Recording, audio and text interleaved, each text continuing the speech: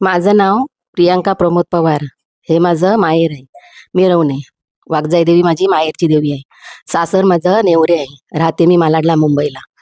तर ह्या गावात आज जी MIDC चाललेली आहे, हे आम्हाला ह्या गावात नाही पाहिजे. दुसरी गोष्ट म्हणजे ज्या गावातनं काय काय लोक जे उठले आहेत, म्हणजे एक उदाहरणार्थ कलजोंडी.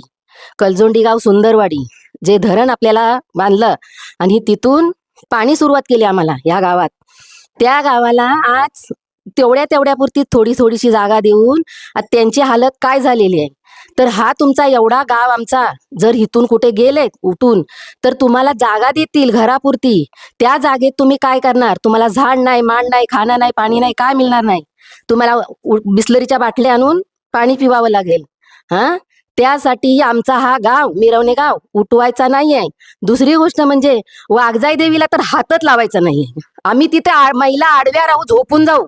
त्याच्यावरनं बुलडोजर फिरवा आमच्यावरनं आणि आमच्या देवीवरनं पण फिरवा.